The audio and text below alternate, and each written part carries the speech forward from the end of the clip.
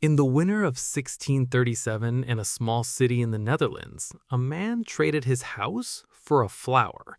Not a house made of flowers, an actual house. Brick, timber, a roof, a door, gone, in exchange for a handful of bulbs sitting in a velvet-lined box. He didn't get a rare jewel. He didn't get gold. He got tulips. And for a few short months, that seemed like the smartest trade in Europe. This is the story of how a flower brought down fortunes, ruined families, and taught the world a lesson it has forgotten and relearned every few decades since. The tulip wasn't even Dutch. It came from the mountains of Central Asia, carried west along trade routes into the Ottoman Empire, where sultans prized it above almost every other bloom. By the late 1500s, it had made its way into Europe, and it landed in a country that was, at that exact moment, primed to lose its mind over it. The Dutch Republic in the early 1600s was rich, obscenely, suddenly rich. The Dutch East India Company was hauling in profits from spice routes across the globe, and that wealth didn't stay locked in a vault somewhere. It trickled down into a growing merchant class, people who had money for the first time in their family's history and no idea what to do with it except spend it on things that showed the world they'd arrived. Enter the tulip. Unlike almost every other flower in Europe, tulips could break. Not snap break. A strange viral infection, though nobody knew that at the time, would cause a solid-colored bulb to bloom in wild, flame-like streaks of color. Petals split into reds and whites, purples and creams, patterns that looked hand-painted by something otherworldly. Nobody could predict which bulbs would break or into what pattern. That unpredictability was the entire point. A broken tulip was a lottery ticket that had already paid out, sitting there, right in the dirt. The most famous of these bulbs was Semper Augustus, white petals licked with streaks of deep red, like a flame frozen mid-flicker. Only a handful of these bulbs existed in the entire world, and everybody who saw one wanted it. Merchants and traders started buying bulbs not to plant them, not to look at them, but to sell them again at a higher price to the next person in line. Sound familiar? By the mid-1630s, the tulip trade had moved out of gardens and into taverns. Traders would meet in the back rooms of Dutch inns, buying and selling bulbs that were still in the ground, wouldn't bloom for months, and in some cases didn't even exist yet as a specific bulb, just a promise, a contract, a future claim on a flower nobody had seen. This is worth sitting with for a second. People were trading paper, futures contracts on tulip bulbs, bought and sold multiple times before a single flower ever broke ground. Economists later gave this frenzy a name, Tulip Mania, and it moved fast. The bulbs themselves had a strange rhythm that made this kind of trading almost inevitable. Tulips are only in the ground and out of it, dormant and diggable, for a few weeks each summer. The rest of the year, a bulb exists only as a claim, a name in a ledger, a promise between two men shaking hands over a tankard of beer. Traders started calling this the wind handle, the wind trade, because that's exactly what it was. People were buying and selling wind. Guilds of amateur growers sprang up in cities across the Republic, hosting what were essentially tulip trading clubs. New rules got invented on the fly, because nothing like this had ever needed rules before. A buyer who backed out of a deal might owe a small percentage as a penalty. A seller who couldn't produce the promised bulb might owe the difference in cash. None of it was regulated by any government body. It was an entirely informal market, running on reputation, handshake, and momentum, which is precisely the kind of market that can inflate the fastest and shatter the hardest. A single bulb of a prize variety could sell for the price of a skilled tradesman's yearly wage, then, weeks later, for double that, then triple. Weavers, bricklayers, chimney sweeps, ordinary working people who had never invested in anything in their lives started selling tools, land, livestock, whatever they had, to buy into the tulip trade. At the absolute peak in early 1637, a single bulb of the Semper Augustus variety was valued at roughly 10,000 guilders. To put that number somewhere you can actually feel it, that was more than 10 times the annual income of a skilled tradesman. It was enough to buy one of the grandest canal houses in Amsterdam outright, with money left over for the furniture inside it. A flower, one bulb, worth more than a house.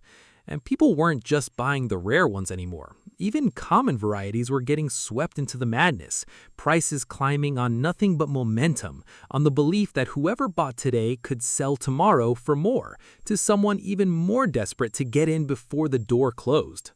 There's a story, likely exaggerated over the centuries but rooted in something real, about a wealthy merchant who once left a rare and valuable bulb on his counter. A sailor, mistaking it for an onion, picked it up and ate it with his lunch. The bulb, by some accounts, was worth enough to feed the entire crew of his ship for a year. Whether every detail of that story is true almost doesn't matter. It captures exactly how detached the price of a tulip bulb became from anything resembling its actual worth. And then, in February of 1637, it stopped. There was no single event, no crash announcement, no crisis that historians can point to and say, this is the moment it broke. At a routine bulb auction in the city of Haarlem, buyers simply didn't show up, or they showed up and refused to pay the prices being asked. The auctioneer called for bids, and for the first time in months, there was silence. That silence spread like fire. Word moved from tavern to tavern, city to city. If buyers weren't buying in Haarlem, why would they buy anywhere else? Sellers who had spent the winter watching their bulbs climb in value suddenly couldn't unload them at any price. The value of tulip contracts didn't dip, it didn't correct, it collapsed. In some cases, falling to a tiny fraction, less than 1% of what they'd been just weeks earlier. People who had sold houses, tools, and inheritances to buy into tulips were now holding contracts for flowers worth almost nothing, owing money on bulbs they'd already agreed to buy at yesterday's inflated prices. Debts that made sense in January were financial ruin by March. The Dutch courts were flooded with disputes. Buyers refused to honor contracts, insisting the prices were absurd. Sellers demanded payment for deals made in good faith, back when good faith still meant something in the tulip trade. Eventually, the government stepped in and effectively voided many of the contracts, letting people settle their obligations for a small percentage of the original agreed price. It was, in essence, an admission that the entire market had been built on nothing solid enough to enforce. For a long time, historians told the story as a tale of total, society-wide devastation, entire fortunes wiped out overnight, mass ruin across the Dutch Republic. More recent research has actually pushed back on how catastrophic the crash really was for the broader economy. The number of people seriously financially ruined may have been smaller than legend suggests, and the wider Dutch Golden Age rolled on largely unaffected. But for the individual traders, tailors, and merchants who had gone all in, sold their land, borrowed against their homes, staked their family's future on a tulip, the ruin was very real and very personal. That's really what makes Tulip Mania endure as a story more than 300 years later. It isn't really about flowers. It's about what happens to people when they watch their neighbor get rich doing something that makes no logical sense, and they decide they'd rather be foolish together than sensible alone. Every generation seems to need its own version of the tulip. Investors have pointed to the parallel again and again. During the dot-com bubble of the late 1990s, when companies with no profits and barely a product were valued in the billions. During the housing bubble of the mid-2000s, when a house wasn't a place to live, but an asset you flipped before the mortgage even reset.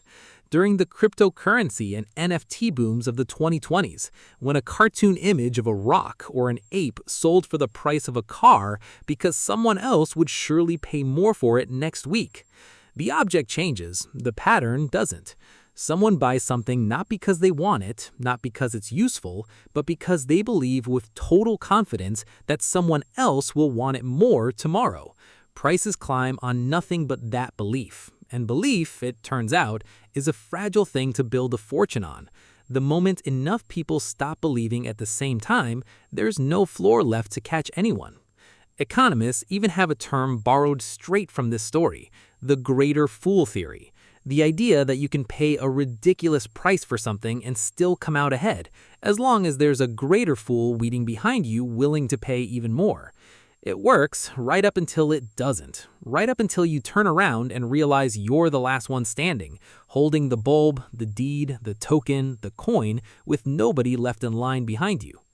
What's strange, looking back, is that tulips themselves never stopped being beautiful.